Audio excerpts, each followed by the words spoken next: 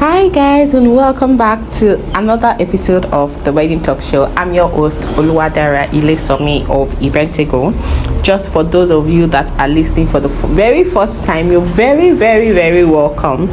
Today's episode, we're looking at 8 frequently asked questions.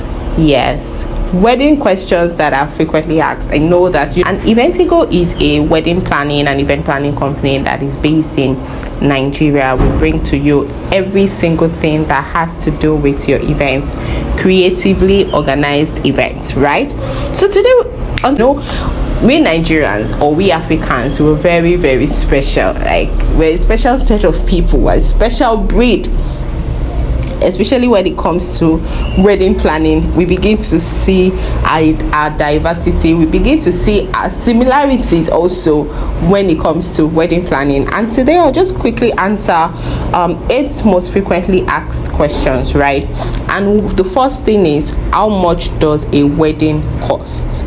It's a very popular question. How much does a wedding cost? And the simple answer to that is, every wedding and every couple are different. Like, no two weddings are alike, even when you're looking at weddings for family members, because you have different people, you have different individuals coming together for that wedding, being joined in holy matrimony. So no two wedding budgets are alike. What you spend money on are different for different people, and then there is no cost, there is no exact amount to say, oh, this is how much a wedding would cost. Of course, when it now comes to say number of guests, sometimes people say, oh, Dara, please, what should I be looking to spend for an average wedding, or for a basic wedding, or for an elaborate wedding? When it now comes to different specifications, of course the cost may now differ, and then we may be able to advise to say, oh, okay, if you want just a regular, something simple, classy wedding for this number of guests, because the number of guests impacts significantly on your wedding budget. Among other things, the number of guests would impact on what you'd expect to spend for your wedding. So you don't have a specific amount. If you have a number of guests you're looking at, you can just drop in the comment section, and then we can give you an idea of, oh, this is what you're looking to spend. So maybe the number of guests, then a brief description of the type of wedding that you want, because all of these things would differ when it comes to with impact on your wedding budget. Another question is, should I have a first look? I know that before now, many couples don't think that it is right for them to see each other before they walk down the aisle, or before, if it's a traditional wedding, before they actually see in presence of their parents. But these things have changed over the years, because people now see it as, apart from an opportunity for us to create beautiful memories together, depending on the structure of your day, of your wedding day. Some people have their traditional and white wedding on the same day. It can be a lot. It's actually a lot. No, it can be a lot. It's a lot of activities in one day, and they find out that once activity starts, you don't really have time for this particular things that you want to do together. So talking about, should I have a first look, I would recommend that you have a first look before the proper ceremony, because that way you're able to spend a little bit of time with your partner. You're also able to create memories together. You can even incorporate your parents into your first look. So if everybody's staying at the same hotel, okay, you know what, let's just take pictures together, because all of these things would go into the memories that you're creating. And there is none of my clients that have done their first look and regretted and say, you know what, I shouldn't have done a first look. In fact, you're usually happy that, thank God we did this is out of the way, because a lot of things have not happened. A lot of people are calling for your attention, oh, we need to do this, we need to do that, and things like that. Also, another question is, that's the third question now, I want my traditional white wedding on the same day. Is this possible? My simple answer is definitely. You can have your traditional and white wedding ceremonies on the same day, especially for those that are, if you come to Nigeria, for those that are for the Yoruba tribe members, they sometimes have their wedding, traditional white wedding, on the same day. It is definitely possible. However, you need to be mentally prepared for the amount of activities that are packed into one day. If you know that you don't like stress, I would advise split it into 2 days so that you are not stressed on that day, because there's a lot of activities that is packed when you have your traditional wedding and your white wedding on the same day. So you also have to ensure that timelines are set and still flexible. So you're set, the timelines are set, you know, oh, this is when we're supposed to start this is when we're supposed to end this, but they were still sort of flexible.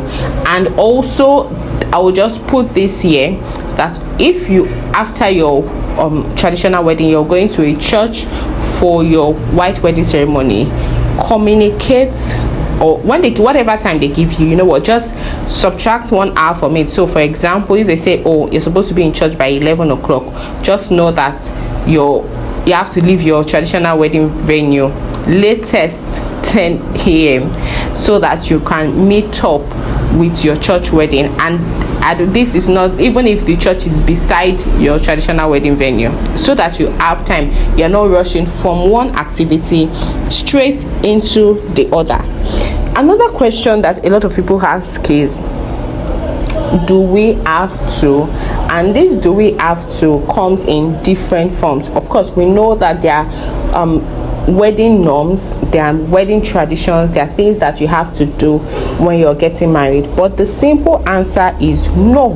You really don't need anybody's permission to have certain things done at your wedding, or to remove certain things from your wedding. For example, one of our clients, on the wedding day, they didn't want to eat, they really don't like cakes, right? And then they didn't need to have that first toast of, oh, you're feeding your partner cakes and things like that, because they didn't want to. I know it's a wedding is a common wedding tradition, but there is really no obligation to say, oh, you have to do this. So after cutting the cake, they went to sit down and enjoy themselves, enjoy the reception. So there is really no we have to, this is compulsory. So you look at that, or relate it to, does this fit our personality, does this fit who we are, or who the image we are trying to portray. You don't have to. Remember, it's your wedding, let your uniqueness show. The fifth question is, how do I filter through the many information out there? Like, there's a lot of information out there, and then from the moment a bride is engaged, or you announce your wedding date, or you announce, you know what, I am getting married, you just find yourself, sometimes your friends are just sending you loads of different pages, Instagram pages, websites, look at this, look at that, and you can be confused, because you're like, how do I filter all of these things? What do I do? Sometimes they're even confusing. Maybe you see a particular color combination and be like, wow, this is beautiful. You see another one, this is nice. So how do I pick? And things like that. My advice is, stay true to yourself, right? You can see a color palette and it feels beautiful, it feels very unique, and you're like, this would be nice for my wedding, or you know what, maybe I should do this. And the very next day somebody sends you another thing and you're like, this photo is beautiful. Stay true to yourself while you pay attention to the traditions, etiquette. Don't lose yourself when you are planning your wedding.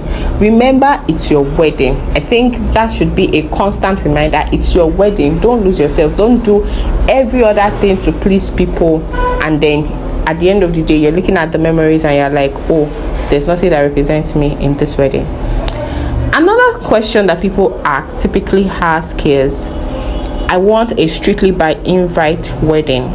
Is this possible in Nigeria? I know for some reason Nigerians have a reputation of, you're planning for 100 guests, that 500 people show up and things like that. But the truth of the matter is, it is very possible to have a strictly by invitation wedding in Nigeria. And my advice is, when you're planning a strictly by invitation wedding, communicate with family members. So let family members or family stakeholders be aligned when it comes to, everybody needs to have an invitation card or an access card to get access to the wedding. So it's not just somebody's inviting people and say, my group members, they're coming with a coaster bus and things like that. No. So let it be clear that this is what we're doing. Have the agreement of the stakeholders on this, and then you'll be able to successfully run this when you speak with your wedding planner. So it's easier when it comes from the family. When the family has agreed on this is what we're doing, it's easier on the wedding planner to execute, so that when you have people that are just straying, of course you can easily bounce them and say, out, you're not invited in this wedding, you are not wanted in this wedding. The 7th question is, should I hire a live band or a DJ? Yes, sometimes people my advice is, music is very important to every ceremony. Like, good music kicks off, just puts people in the mood, it puts them in this feel that you want them to be. They're already, we're already grooving and things like that.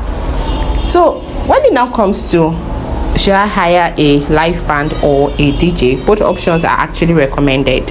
You can also have a beautiful reception with either one of them. So depending on what your budget is, if your budget allows it, definitely go for both a live band and a DJ, because they bring something unique. They both bring something unique to the table, right? You can get both of them together. The last question is that I'm going to be answering in today's podcast is, during planning, how do I know what to do next? And this is very important, especially when you have a timeline. And for some reason, like I mentioned earlier, when you announce that you're getting married, everybody just begins to feel interested in your matter, and out of love, out of care, they begin to share many things with you. They begin to follow up on, have you gotten this, have you gotten that? And it can be very overwhelming because you have other things you need to attend to. And the simple answer to this is, when you're working with a wedding planner, it is best to rely on their experience to help you guide you through the process, right? I would recommend you hire a wedding planner so that they help you through that process. You're not constantly worried, what am I supposed to do next? What am I supposed to do next? Am I leaving anything out? And things like that. Wedding planners already know what is supposed to follow after this, so they know the necessary steps, the necessary next steps when you're planning a wedding, because you can't lumble everything together. I can't put everything together and say, I'm doing everything today. No. So it is best they will help you outline the decisions that you need to make, and then in what order, so it reduces the strain on you. But peradventure you don't have a wedding planner and you're like, okay, I still need this help, what can I do? I would advise to get resources that can help you. So there are numerous resources on, this is what you should do 6 months to your wedding, 3 months to your wedding, and things like that.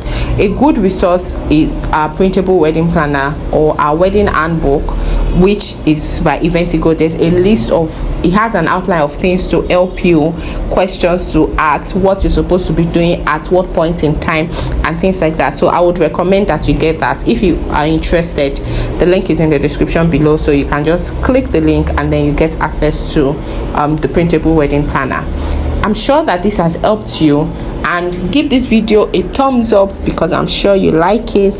Subscribe to this channel, follow this podcast, and share. Most importantly, share with your friends, share with your family. Also, let us know what you've learned in the comment section below. Would really love to hear from you. Thank you so much for listening in on today's episode. I'll see you again next week Friday, and before then, be good, be safe, and impact your world.